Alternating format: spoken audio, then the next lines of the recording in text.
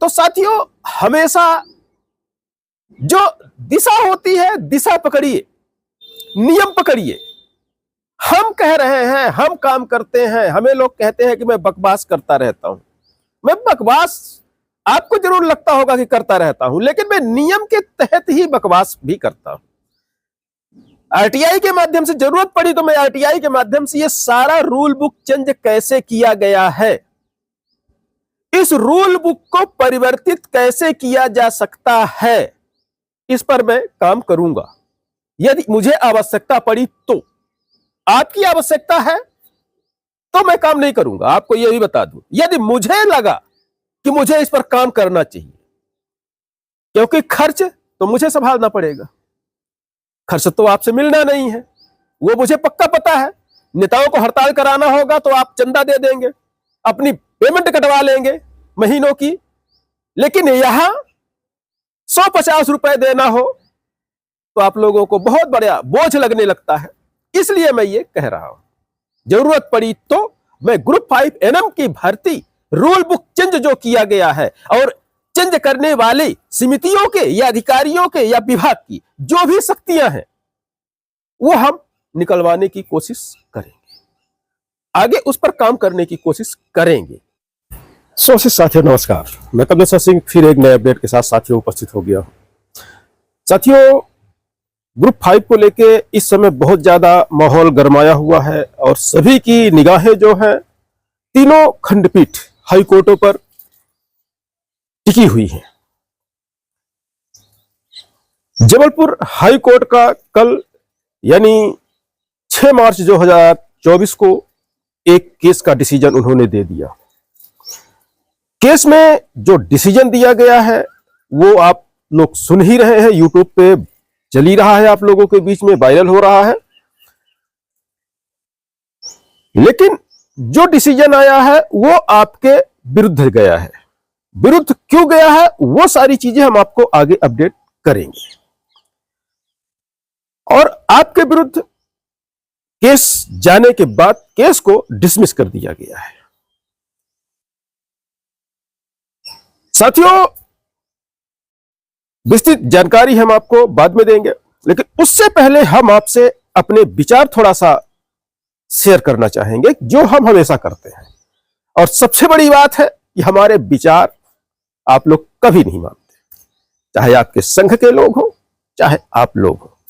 आपके संघ ने कह दिया कुएं में कूद जाओ, आप कूदने को तैयार हो, लेकिन मैंने कहा आपको कुएं में कूदने की जरूरत नहीं है, कुएं के बाहर बैठ के ही आपका काम हो सकता है। कुएं के अंदर जो कुछ है वो अब निकाला जा सकता है, बाहर से तरीके हैं उसके, लेकिन आप लोग नहीं सुनते हैं मेरी बातें। आप जब तक नहीं सुनेंगे तब तक हम आपको सुनाते रहेंगे। और यह भी आपको बता दें कि जिस दिन आपने हमारी बातें सुन ली, हमारे तरीके से आप आगे बढ़ना चालू कर दिए, तो सफलताएं कोई भी नहीं रोक सकता है। इस बात की तो 101% की गारंटी भी मैं दे सकता हूं, जो आपके नेता कभी नहीं देते। तो साथियों, चलते हैं अब हाई कोर्ट के कल के डिसीजन पर, यानी 6 मार्च 2024 के डिसीजन पर। साथियों, आप सुन ही रहे हैं, सुन ही लिया है। हम आपको यहां पर एक बात सबसे अहम जो है वो बताना चाहेंगे। हमारी बातों को लेकर हमारे संविदा कर्मचारी अक्सर ये कहते हैं कि मैं जो बोलता हूं मेरी बातें 80-90% सही निकलती हैं।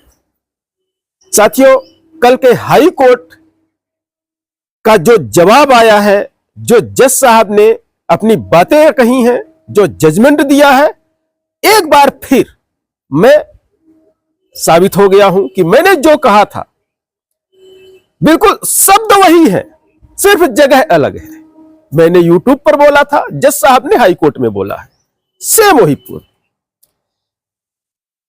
सेम वही पॉइंट। पहला पॉइंट, जब ग्रुप 5 की भर्ती निकली एनएम की और नियम चेंज कर दिए गए, बायो के साथ 2 साल की ट्रेनिंग मांगी गई, लोगों ने अपने नेताओं से संपर्क किया, नेताओं ने क्या कहा क्या किया मुझे उससे कोई लेना देना नहीं। लोगों ने मुझसे संपर्क किया, मैंने एक ही बात उनको बोली थी, सारे लोगों को एक ही बात फोन पे मैं बोला करता था, नियम चेंज हुआ है और यदि आप कोर्ट जाना चाहते हैं तो कोर्ट में जाके आप रूल बुक को फाइट करिएगा। आप फॉर्म भरने की बात मत करिएगा, रिलीफ की बात मत करिएगा। लेकिन लोगों का जवाब, जितनी भी एनएम बहनें थी, ट्रेनिंग शुदा थी या संविदा कर्मचारी के रूप में भी काम कर रही हैं, उनका एक ही जवाब मुझे मिला, सर बहुत दिनों के बाद तो परमानेंट होने का मौका मिला है।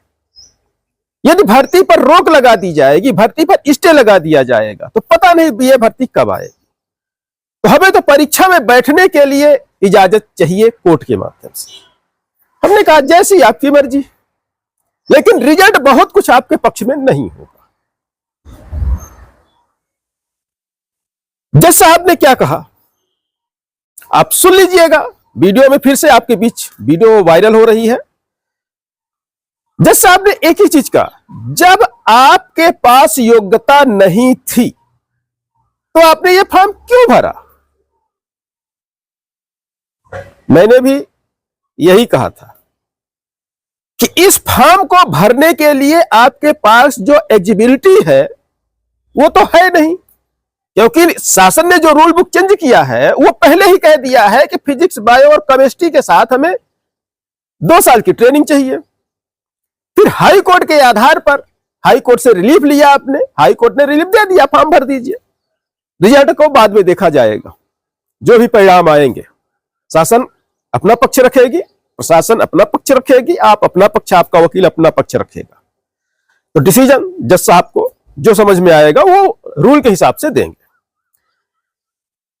तो जज साहब ने यहां कहा कि आपके पास योग्यता नहीं थी तो आपने फॉर्म क्यों भरा। पहली बात, यही चीज हमने भी कही थी लोगों को कि आप जो फॉर्म भर रहे हैं वो नियम विरुद्ध भर रहे हैं। डिसीजन क्या आएगा कुछ भी नहीं कहा जा सकता। दूसरी बात जो अहम रही, रूल बुक को चैलेंज करने की बात हमने कही थी, लोगों ने रूल बुक को चैलेंज नहीं किया। सभी वकीलों ने, मुझे ऐसा लग रहा है क्योंकि जो पहला आदेश आया है उसमें इन्होंने भी रूल बुक को चैलेंज नहीं किया था, इन्होंने योग्यता की बात कही थी।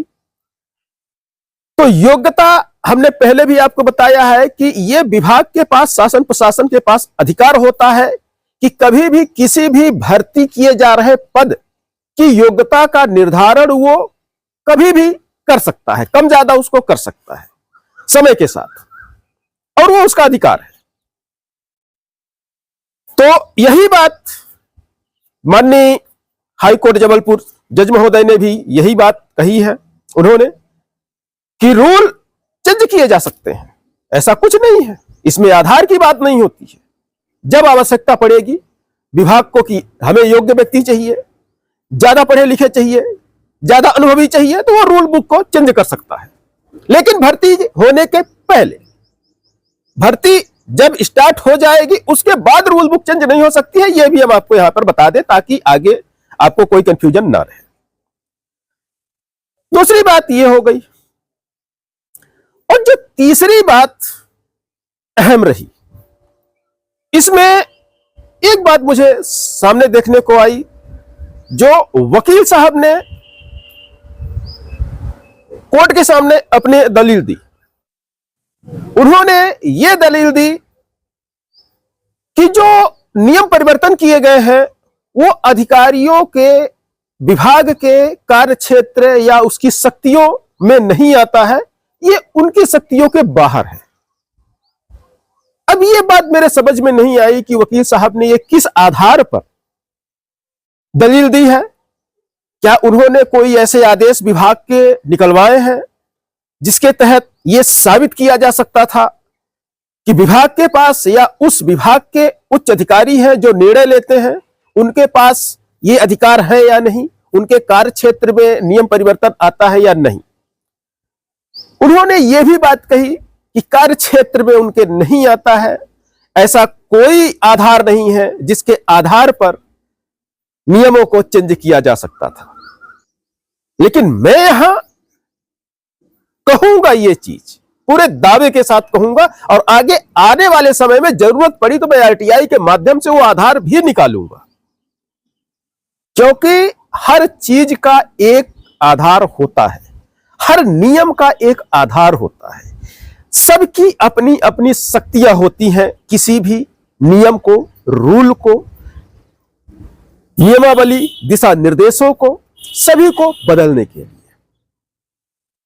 जहां हाई कोर्ट के वकील ने कहा कि इनके पास, विभाग के पास, उन अधिकारियों या उस समिति के पास उन्होंने जो भी वहां अपनी फाइल में लिखा हो, उनकी शक्तियों के बाहर था ये रूल चेंज करना, तो ऐसा बिल्कुल नहीं है।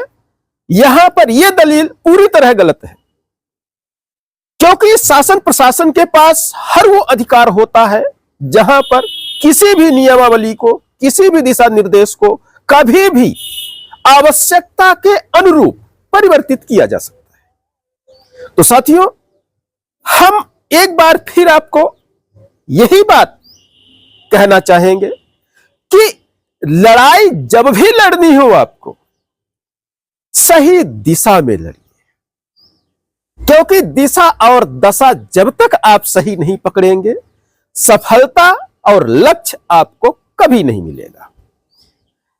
तो अभी एक केस का डिसीजन जबलपुर हाई कोर्ट ने दिया है, केस को डिसमिस कर दिया है। डिसमिस कर दिया मतलब खारिज कर दिया है।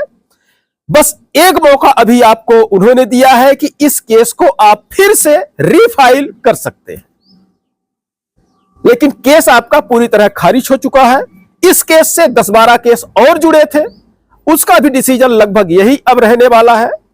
जरूरत पड़ी तो मैं ग्रुप 5 NM की भर्ती रूल बुक चेंज जो किया गया है, और चेंज करने वाली समितियों के या अधिकारियों के या विभाग की जो भी शक्तियां हैं, वो हम निकलवाने की कोशिश करेंगे, आगे उस पर काम करने की कोशिश करेंगे। लेकिन यदि मेरी इच्छा हुई तो ही, आपकी इच्छा से नहीं। तो साथियों, लेते हैं इसी अपडेट के साथ विदा। बहुत बहुत धन्यवाद, नमस्कार। बने रहिए हमारे साथ। चैनल में नए हो तो चैनल को सब्सक्राइब करके जाइएगा, वीडियो लाइक करिएगा, हो सके तो शेयर करिए। कहते हैं करना आपकी मर्जी है, क्योंकि जो आग आपने जलाई है उसमें जलना आपको है, क्योंकि कर्मचारी आप हो। मैं तो सिर्फ सहयोग करने वाला व्यक्ति हूं, बाहर से बस